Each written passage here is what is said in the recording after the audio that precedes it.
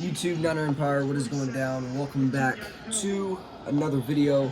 I did tell you guys a couple videos ago that I wanted to start doing videos. One second. That I wanted to start videos, and I wanted to upload more throughout the off season, but it was going to be hard because I didn't really know what videos to make. When the free agency hits, the NFL's going to kind of pick up steam when it comes to news. But for the 49ers, it's just fans and players and the organization as a whole grieving over the Super Bowl loss, trying to get that behind us, and just trying to put that focus to Super Bowl 55 and try to get back to the Super Bowl next year. And it's going to be a little bit different because I don't know if you guys knew this. There's been news here and there, but I did not make a video on this. But there's a new NFL CBA rule supposedly where there's only seven playoff teams from each conference, and which obviously there's been 6 in the past, and now there's only one team in each conference that gets 1 seed. So it's going to make the playoffs a little bit more harder, but it's going to make it more competitive, and I'm all for it. But at the end of the day, we're just going to have to come out fire, fury, and come out striking next offseason. But for this video, we're going to be talking about A.J. Green because an NFL executive has told ESPN's Jeremy Fowler that A.J. Green wants out of Cincinnati and that he is expected to move on from Cincinnati. Should the 49ers look at A.J. Green, and would he be a good fit? What are the risks? Here's the thing. A.J. Green the last time he's played an NFL game was December 2nd, 2 years ago in 2018. Now, he injured his toe in that game, which ultimately led to him being out for the season because he had to get surgery. Then A.J. Green misses all of last season because he was dealing with an ankle injury. And obviously he had to get surgeries and things upon that nature. But A.J. Green turns 32 this year, before opening day this upcoming season. And he's just played 9 games in the past 2 seasons, but his pedigree when it comes to talent is off the charts. We know that. He was the former, 4th overall pick in the 2011 NFL draft. And his first 5 seasons in the NFL were over 1,000-yard receiving yards for his first 5 seasons, which is pretty impressive. He ended that streak in 2016 when he only had 964 yards. So A.J. Green is a premier talent wide receiver, probably like a tier 2 type guy. Obviously, he's a true number 1. But the thing is with A.J. Green is, for one, the 49ers are going to be with roughly $18 million next year in cap money. And we have to take care of players that we've drafted: Eric Armstead, DeForest Buckner, George Kittle.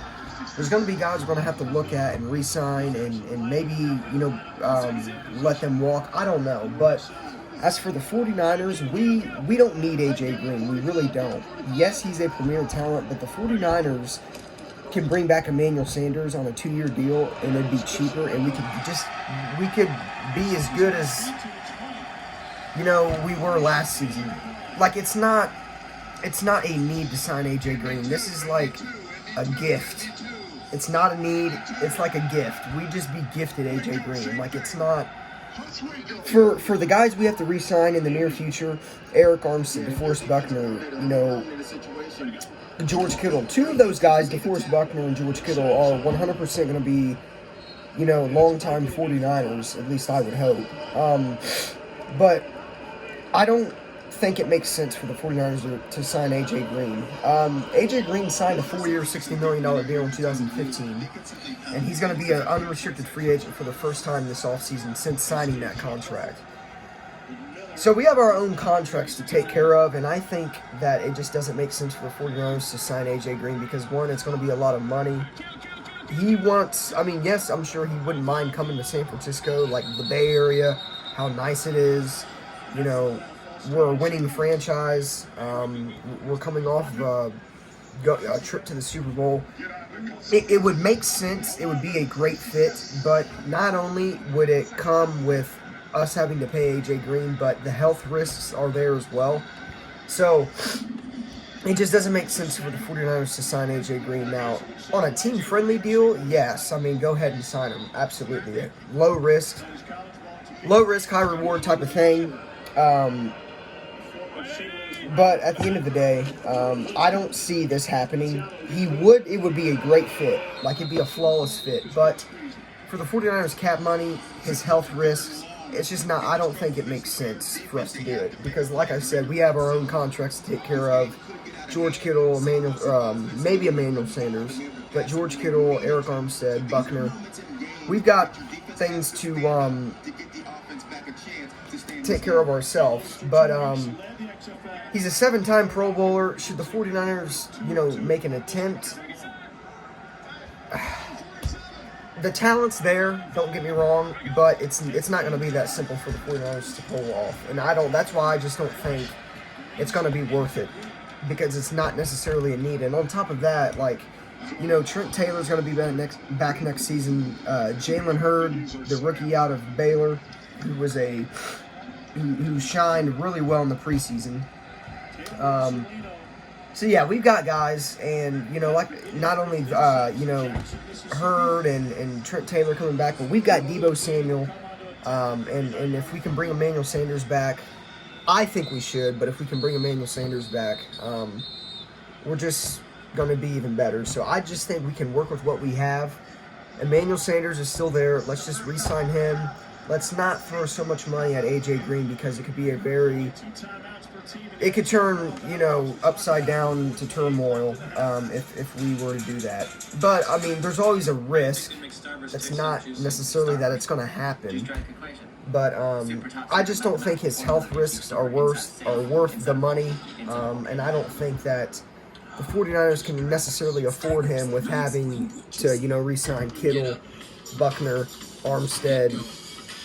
You guys get the point. But let me know what you guys think of this, because I've seen it on NBCS Sports, and I kind of thought it was an appealing topic to talk about. He'd be a great fit. The health risks are too risky, I think, and I just don't think it makes sense money-wise, and with the cap money the San Francisco 49ers have. So let me know what you guys think of this. Don't get me wrong, I know a lot of us 49ers fans would take A.J. Green, but let's be real here. For the sake of the franchise, it's not worth it, and I just don't think we should. I think A.J. Green would fit better on a team that, actually needs a receiver and needs somebody like him, or maybe just a team that's a receiver away from being a contender. Who knows? But we'll see what happens with A.J. Green. But it's February 23rd.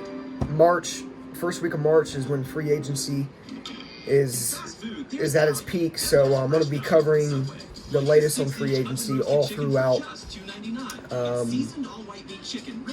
the first week of March. And let me know what you guys think of this A.J. Green type of stuff. Where do you guys think he's going to go as well? Let me know in the comments down below, and I'll see you guys in the next one. Peace out.